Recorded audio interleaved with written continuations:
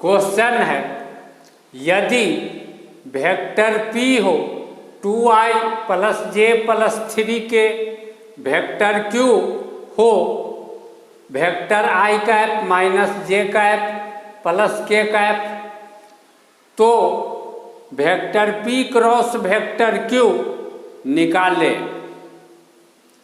इसके लिए हम इस फार्मूला का यूज करेंगे। यदि कोई vector a i j k के टर्म में दिया रहे, vector b i j k के टर्म में दिया हुआ रहे, तो a क्रॉस b, पहले वेक्टर a बाद में vector b, a cross b कैसे लिखते हैं? एक डिटर्मिनेंट लिखते हैं जिसके फर्स्ट रो में i j k लिख देते हैं। सेकेंड रो में इसमें पहले आने वाला जो वेक्टर है इसमें i j k का कोफिशिएंट सेकेंड रो में लिखते हैं। बाद में जो वेक्टर है इसमें i j k का जो कोफिशिएंट है उसको तीसरे रो में लिखते हैं। इस फार्मूला का यूज करते हुए p vector p cross vector q हम क्या लिखेंगे? फर्स्ट रो में लिखेंगे i cap j cap k cap, second row में लिखेंगे 2 1 3 और तीसरे रो में लिखेंगे 1 माइनस 1 माइनस 1। अब इस डिटर्मिनेंट को हम एक्सपेंड करेंगे।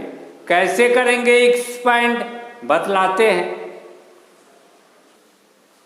यदि इस डिटर्मिनेंट को एक्सपेंड करना हो तो याद रखना पड़ता है कि इस जगह का साइन पॉजिटिव, इस जगह का साइन निगेटिव, इस जगह का साइन पॉजिटिव। तो पहले हम लिखेंगे प्लस साइन प्लस a1 यानी a1। इसके बाद यह रो हटा देंगे और यह कॉलम हटा देंगे, बचेगा b2 c2 b3 c3। यह दो ऑर्डर वाला डिटर्मिनेंट लिख देंगे।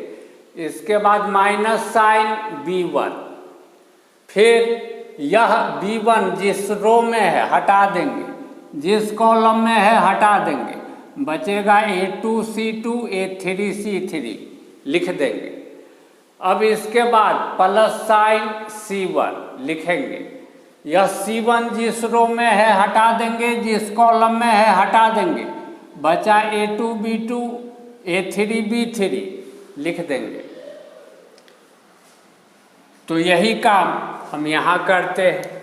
हम लिखते हैं is equal to i cap, row हटाए कॉलम हटाए, 1 3 माइनस 1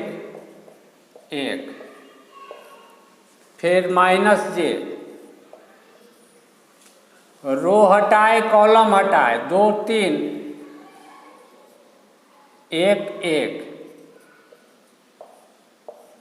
फिर प्लस साइन के साथ k, plus k cap, row हटाए कॉलम हटाए, 2 1 माइनस 1। अब सभी जगह दो ऑर्डर का डिटर्मिनेंट, इसको तोड़ने का तरीका है पहले ऐसे दोनों को मल्टीप्लाई करना है, फिर बीच में माइनस साइन लिखना है, उसके बाद ऐसे मल्टीप्लाई करना है। यही काम यहाँ भी करना है, यही काम यहाँ भी करना है। तो कर देते हैं। दैट इज इक्वल टू 1 गुने 1 और माइनस माइनस 3 यानी प्लस 3, तो 3 1 4 4i कैप, 2 गुने 1 2 माइनस 1 गुने 3 3 2 minus 3 minus 1 minus j plus j,